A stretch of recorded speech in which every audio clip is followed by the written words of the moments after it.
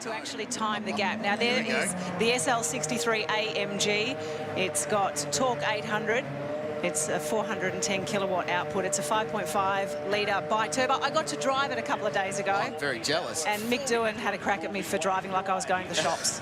410 kilowatts, that's almost V8 supercar power. I know, and this is a car, literally, they just pulled the Rego label off. I think Mick Doohan unscrewed the Rego label off, and he drives it like he stole it, and it's such an impressive bit of kit for what is a road car, and he's been going around pretty quick. I think the only difference between going a little bit quicker than the V8 supercar is probably the fact that it's on road tyres, not proper racing tyres.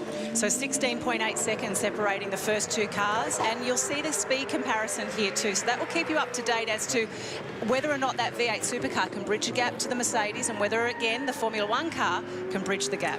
So the biggest difference in speed, I guess, between the V8 supercar and the Formula One, for example, is the power and the weight. So, and the aerodynamics on the Formula One car is staggering. It's got so much more grip and corner speed through all the slower corners, and that's where it really will catch that car of Casey Stoner. But the peak speeds as well. The peak speed of the Formula One car is nearing 285, 290 kilometres an hour.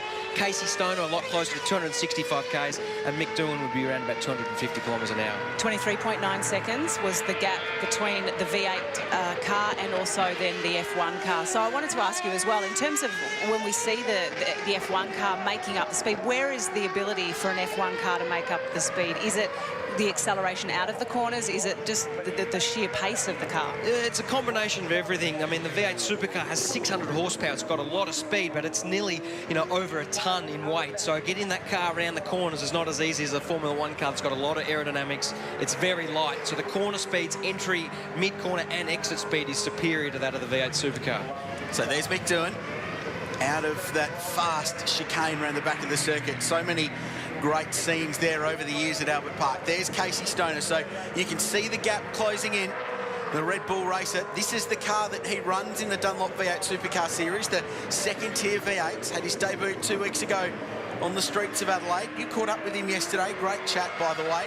And looking pretty relaxed. Mick having a moment mid-corner there. And don't believe for a second that Mick Doohan is not trying hard, because he is.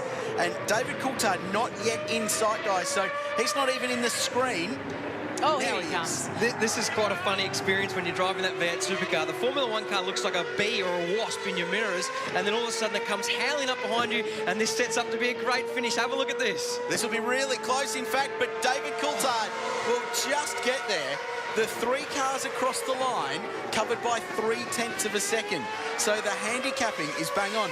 And between this could be the race lane. Both Will Power, who you're riding along with, and Scott Dixon, you see him right in front of him. They will pit literally front to nose to tail. Right here as Will Power hits his stall, Scott Dixon hits his stall. Neither driver wants changes on their car. They'll both put on stick air red tires and see who can win the race off pit road. Remember, Power's guys had a slow stop. Whoa! Dixon will hit the race, and he hits a guy from Will Power's crew here on pit road. I think at least two are down. Tight pit there. I mean, you could see that coming.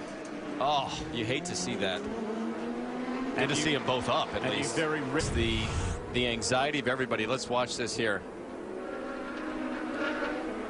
See how the right rear is kind of, boy, that's just tight. Whoa. Well, he's walking, the pit crew member is walking casually with the rear tire sort of hanging out. Yeah, and that collected the rear left, didn't it? I don't know. I mean, we have to see it at a different angle. It's tough to put that on Scott. You would expect the crew member to do everything he can to get out of the way. See how he's pushing the white line right here? Yeah, but watch this guy. Look at him. Look at him walk there with the tire in his hand. Didn't even look like he was looking at Scott. He didn't place in baseball. I was going to say, being the conspiracy guy that I am, I'm looking at it going, you know what? I'm going to hang out here and I'm going to make him go around me, and maybe that, so yeah. I mean, we've seen that a lot in racing. Incident involving the gentleman that Marty just told us about. This is Scott Dixon exiting his pit box, and this is Travis Law holding the tire, and boom. Yeah, I would certainly not put any blame on Scott Dixon for that. None whatsoever. So, I mean, whatever comes in the review comes up, but I set it up. See, here you can see those white lines are for the Cup race. They are not for the IndyCar race. And Townsend, you're correct. You can see the very end of Will Power's pits, and right where that target sign was is where Scott Dixon's pit actually began.